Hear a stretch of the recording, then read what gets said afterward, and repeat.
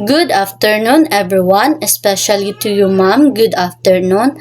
I am the next reporter, and my name is Alexandra Ovalente, and my topic is about letter E, Secret Assembly of the Katipunan. So, ang date and place ani is May 2, 1896. So, naitabo po ni siya na lugar sa Bitukang Manok River and Pasig.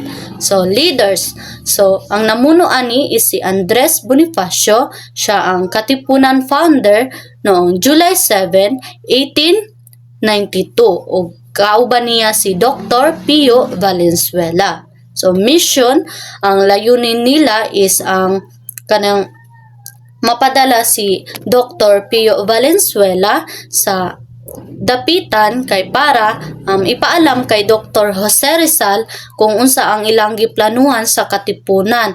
Nga ang ilang giplanuhan is ang magsimula og kaning himagsikan o revolusyon laban sa mga Espanyol. Nga para pod gusto nila nga makuha nila ang suporta o kanang payon ni Dr. Jose Rizal. Nga kay tungod kay si Dr. Jose Rizal man is siya may ginagalang sa kadaghanan ug daghan pud og naghanga sa iyaha. So nagkita si Valenzuela ug si Dr. Jose Rizal kadtong June 21, 1896. But kato na time is gitanggihan ni Dr. Jose Rizal ang ilang plano ug ang pagsuporta ni Rizal sa ilaha sa agarang pag-aasa tungod aning duha ka dahilan. So kinsay makabasa?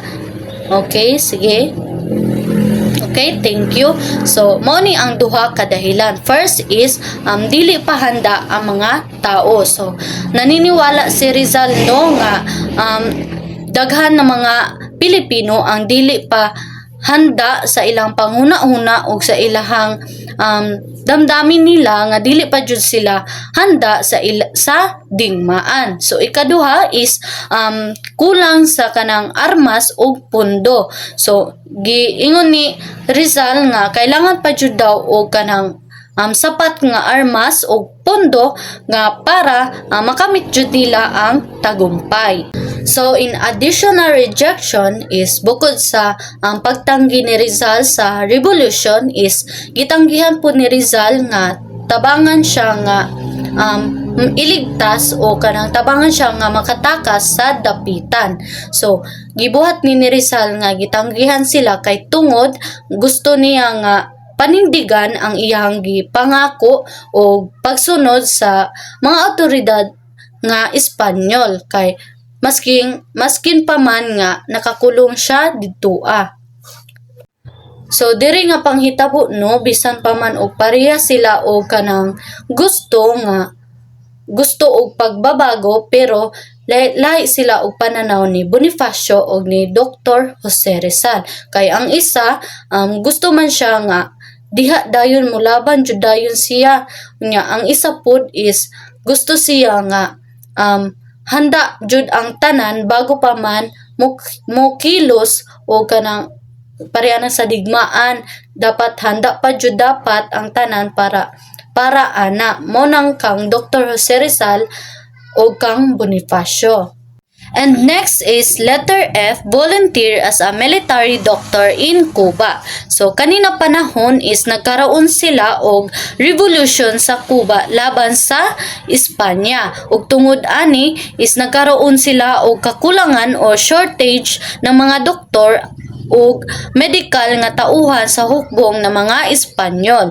Og iminungkahi ni Ferdinand Blumentritt, isang malapit na kaibigan ni Dr. Jose Rizal na galing sa Germany. So iyang gimungkahi nga pwede si Dr. Jose Rizal nga voluntary as a doctor dito. So isinabmit ni Dr. Jose Rizal ang iyahang kahilingan na offer bilang magsilbi na doktor noong December 17, 1895 na ipinadala kay Gobernador General Ramon Blanco. So mao naman to no, nagsabit man siya nag-offer siya nga may masyang doktor dito kay tungod sa kakulangan lagi sa mga tauhan dito So ang approval ato is kadtong July 30, 1896 pero ang nakabutang sa dito sa letter is July 2. So gihatagan na si Rizal o kanang paintulot nga mag-travel na siya sa Dapitan padulong sa Maynila. Pagkahuman sa Dapitan padulong Maynila is dito na po siya sa Espanya. Unya ang last ato is ang Cuba. Dito dito siya magtrabaho.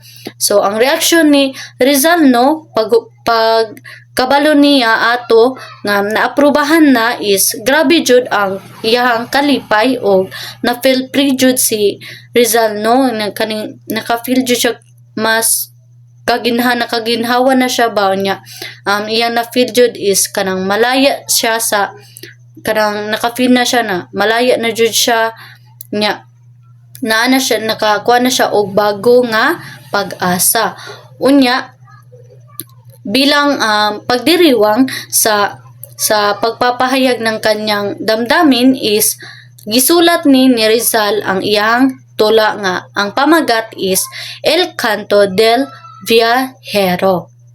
So mao ni ang tula nagihimo ni Dr. Jose Rizal no na ang pamagat is El Canto del Viajero, a joyful inspiration of his safe travel bilang isang malayang tao. So isa to na pagkakataon para kay Rizal na makagawas gikan sa iyang pagkakakulong sa Dapitan o para makapaglingkod siya og balik bilang isang doktor bisan pa man sa lain ni na bansa o sa ilalim ng hukbong ng Espanyol. So naging daan ni Kang Rizal na para makapaglakbay siya og balik. Unya, paghuman ato is dili lang pod kadto ang mga nahitabo kundi naapay mga hindi inaasahang pangyayari na sumunod pagkatapos ato. So that's all my report and I hope na mo na learn. Thank you.